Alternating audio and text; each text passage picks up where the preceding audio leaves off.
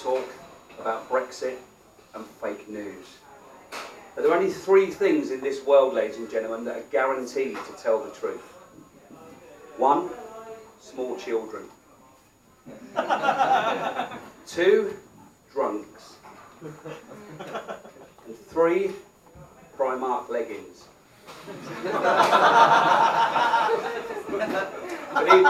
Good evening. I have a confession to make. I have been seeing other audiences.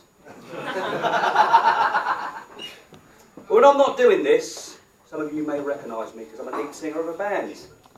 Just come back from a nationwide tour. We're called Missing Cat. You may well have seen our posters on the lampposts. Nice in here, isn't it? Lovely, isn't it? I was in here last Friday. Or was it Saturday? Sunday, actually. Isn't it annoying when people tell you a story and they can't even get the day right? But however, I was in here on a fancy dress pub crawl. Every year, me and a group of lads, we go on a fancy dress pub crawl. I'm sure some of you have all done that.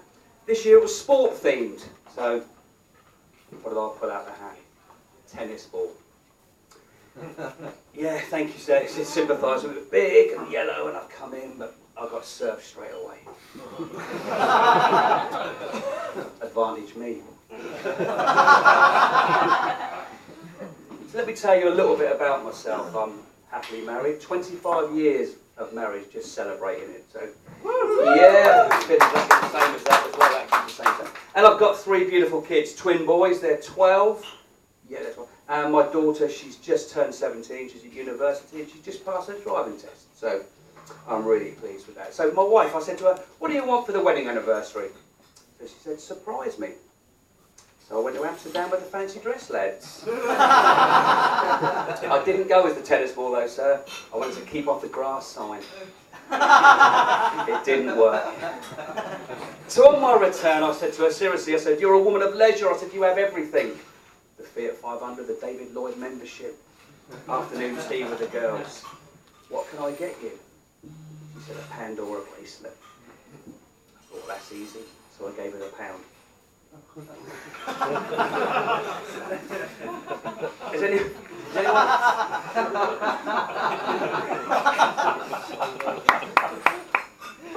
Has anyone actually been into Pandora? Yeah, I call it Argus with your own personal shopper. But occasionally you get a VIP because you get the rope, don't you, with it? Well, that's just it for Christmas.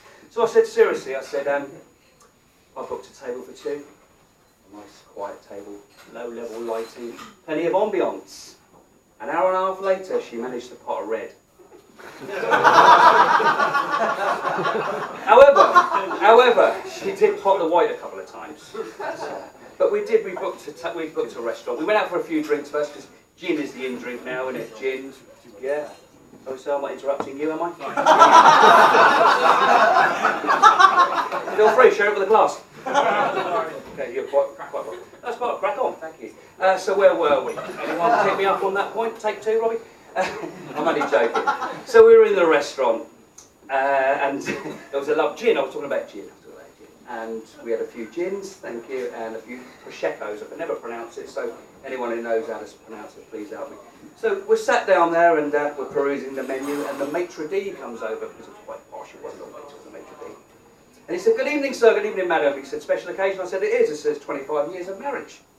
He said, "Are you ready to order?" I said, "Well, we're not actually." I said, "A few problems." I said, "I'm a wheat intolerant, and I've also got a nut allergy." I said, "My wife is a celiac, lactose intolerant, and a strict vegan." I said, "What do you recommend?" He said, "A taxi."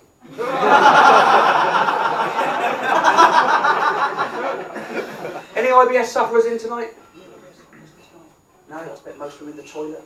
I went to the doctors about my IBS, and he's a real smashing fella, my doctor, and I said to him, "Can you help me out, doctor?" He said, "Yeah." He said, "Let me take your pulse." I said, "You are not having my split green lentil."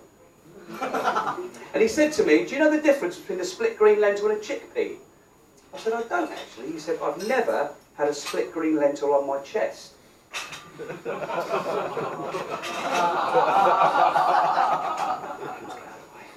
So he wrote me out a prescription which was pretty good in my favour, and I kept looking at it and I could not believe it. And it said, daily sex. There you go. But when I showed the wife, she said, no, you're dyslexic. So I phoned my daughter up, like I say, she's just passed her test, she come and picked us up, and we get home and I'm watching Jurassic Park. And I think to myself, for someone who's just passed their test, she got into that space very well. So my missus said, come on, let's go and get fish and chips. They're the twin boys, they're at their grandparents. So it's not just Jamie Oliver and Bob Geldof who give kids a bad name. So we're in the car and Jurassic's driving and my missus is there and fish and chips are in the back and she said, oh, your dad's booked a holiday, your dad's booked a holiday. I said, yeah, I am. 2 weeks, all inclusive, San Jose. My wife said, no, it's a silent J, San Jose. So where are we going? I said, last week of June, first week of July.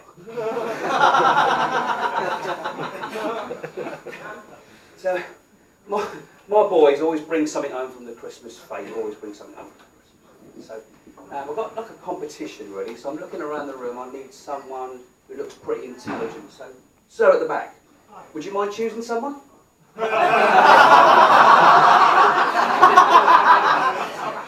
I'll actually pick you, sir. You don't. This is what they bring home from the school fete. So if you can tell me how many sweets are in that jar, sir, you can have them both.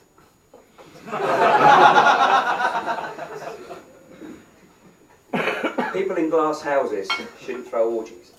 But I'm going to leave you with something now. You actually laughed there, Seth, didn't you? I'm going to leave you with something now which kind of like resonates with me from my 25 years of marriage. And it is as follows. And if you stick with this motto, ladies and gentlemen, you cannot go wrong. 2 tadpoles very much in love. And one says to the other, promise me you'll never change. Thank you very much.